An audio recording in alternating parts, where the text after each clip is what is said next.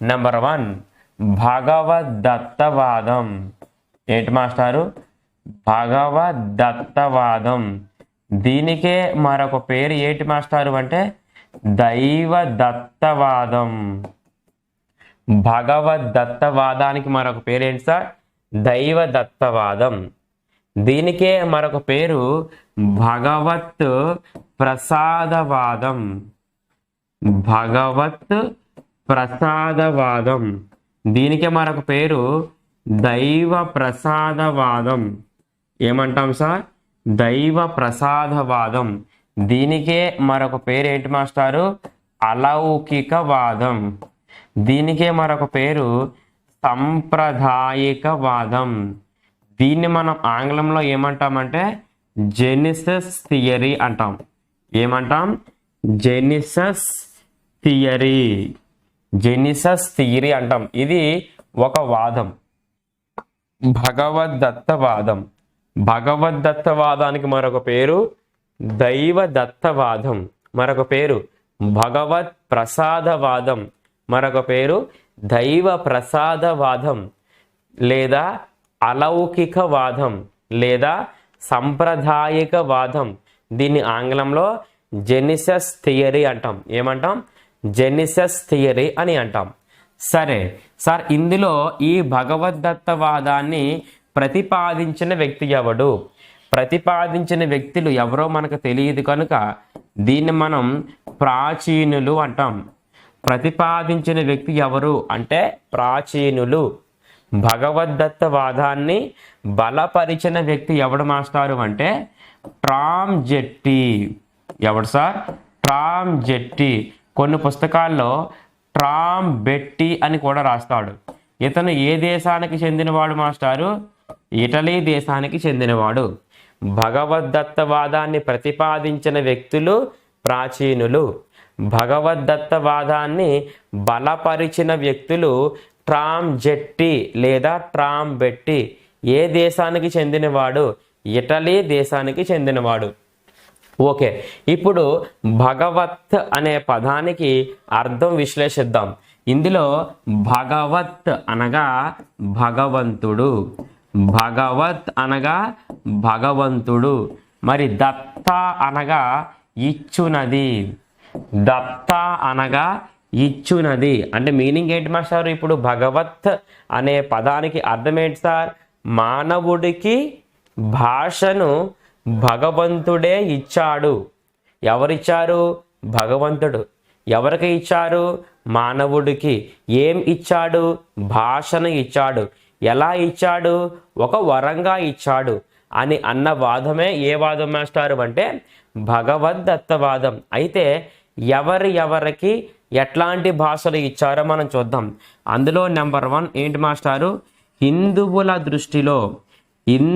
దృష్టిలో దేవ భాష లేదా దైవ భాష. దేవ భాష లేదా దైవ భాష. దేవ భాష లేదా దైవ భాష అని ఎందుకంటున్నా? భగవంతుడే ఇచ్చాడు కనుక. కాబట్టి హిందువుల దృష్టిలో దేవ భాష లేదా దైవ భాష. ఆన్సర్ ఏంటి సార్? సంస్కృతం. సంస్కృతం గుర్తుపెట్టుకో. అట్లా కాకుండా ఇది వరకు మనం డిస్కస్ చేసుకున్నాం. క్రైస్తవుల దృష్టిలో దేవ భాష లేదా దైవ భాష. ఆన్సర్ ఏంటి మాస్టారు? హిబ్రూ. ఏంటి సార్? హిబ్రూ. క్రైస్తవుల దృష్టిలో దేవ భాష లేదా దైవ భాష హిబ్రూ. నెక్స్ట్ ఏంటి సార్? మహమ్మదీయుల దృష్టిలో దేవ భాష లేదా దైవ భాష ఏంటి మాస్టారు అంటే అరబ్బీ లేదా పారసీకం. అరబ్బీ లేదా పారసీకం. ఎవరి దృష్టిలో? మహమ్మదీయుల దృష్టిలో. గుర్తుపెట్టుకో. ఓకేనా సార్?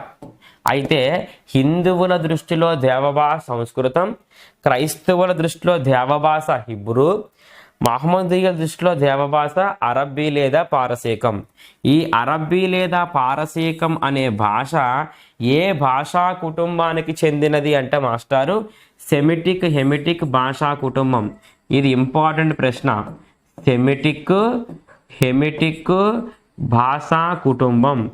సెమిటిక్ హెమిటిక్ భాషా కుటుంబం. మాస్టారు, సెమిటిక్ హెమిటిక్ భాషా కుటుంబంలో ఉండే భాషలు రెండే రెండు. నెంబర్ 1 అరబ్బీ లేదా అరబిక్. నెంబర్ 2 ఏంటి మాస్టారు అంటే ఒకటి అరబిక్, రెండవది ఏంటి మాస్టారు అంటే హిబ్రూ. కనుక హిబ్రూ మరియు అరబ్బీ లేదా పారసీకం అనే భాషలు సెమిటిక్ హెమిటిక్ భాషా కుటుంబానికి చెందినవి. అయితే మాస్టారు, హిందువులకు సంస్కృతాన్ని ప్రసాదించిన దేవుడు ఎవరు? హిందువులకు సంస్కృతాన్ని ప్రసాదించిన దేవుడు ఎవరు మాస్టారు? నటరాజు. శివుడు, మహేశ్వరుడు, పరమేశ్వరుడు, అర్ధనాదీశ్వరుడు, భోలా శంకరుడు.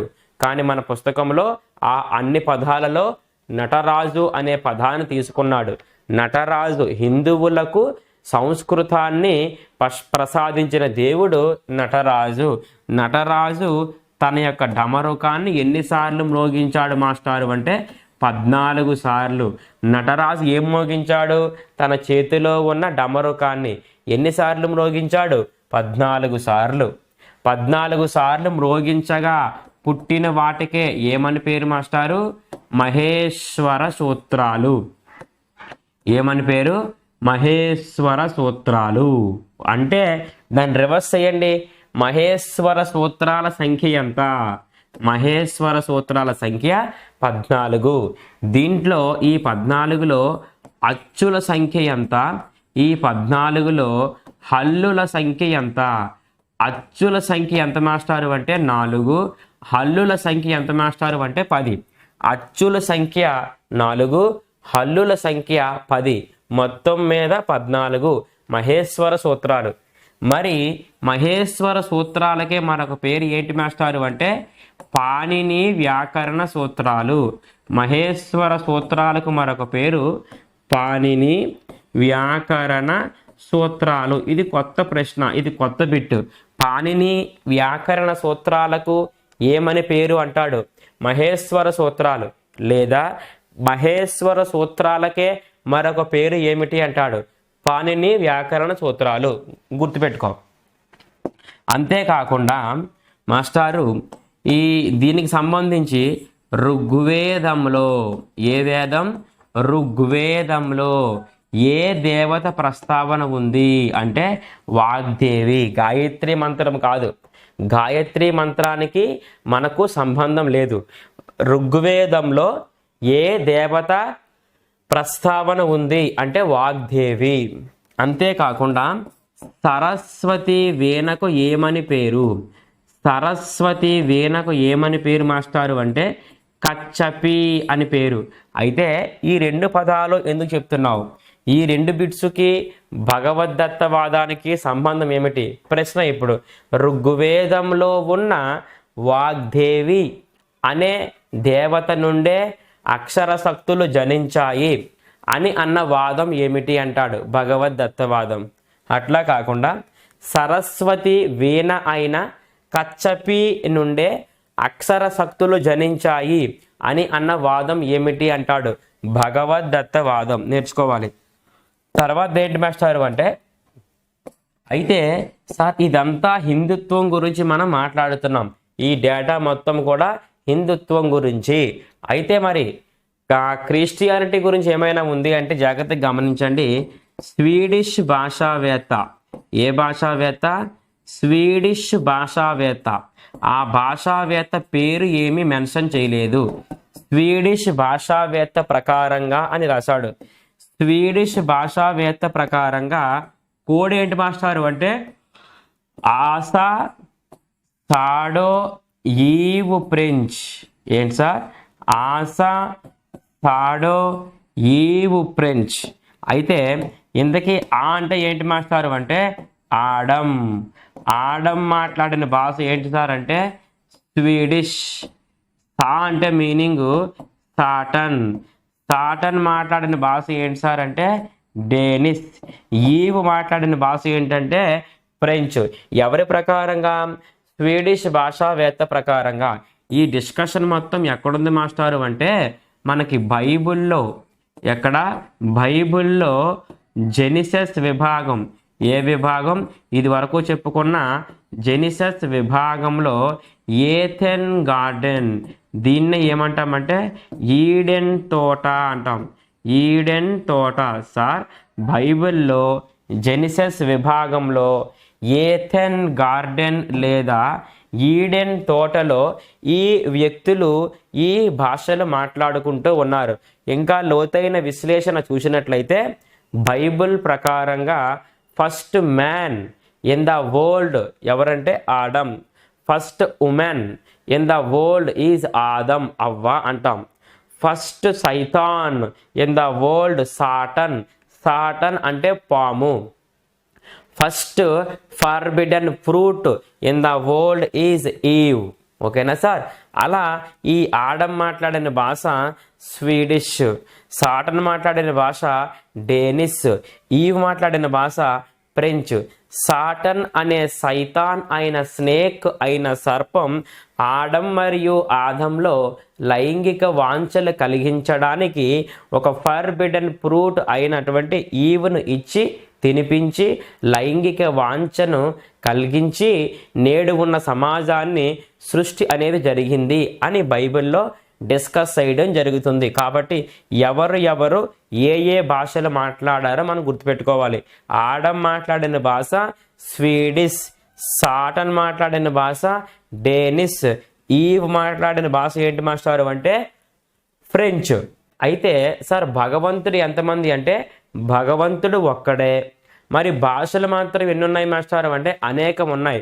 భగవంతుడు ఒక్కడే, భాషలు మాత్రం అనేకం ఉన్నాయి. కనుక ఈ వాదానికి, ఈ భగవద్దత్త వాదానికి ఏం లేదు మాస్టారు అంటే హేతుబద్ధత లేదు. ఏం లేదు సార్? హేతుబద్ధత లేదు. ఏం లేదు మాస్టారు అంటే కార్యకారణ సంబంధం లేదు. కార్యకారణ సంబంధం లేదు. అంటే ప్రశ్న వస్తుంది, ఎలా వస్తుందంటే సార్ నారు పోసిన వాడు నీరు పోయడా అని ప్రశ్నించిన వాదం. అంతేకాకుండా తాడు బొంగరం లేని ఒక పుక్కిటి పురాణం వంటిది ఏమిటి అంటాడు. సార్ భగవద్దత్తవాదంలో ఎండింగ్లో ముగింపులో భాగంగా భగవద్దత్తవాదానికి ఏం లేదు మాస్టారు? హేతుబద్ధత లేదు.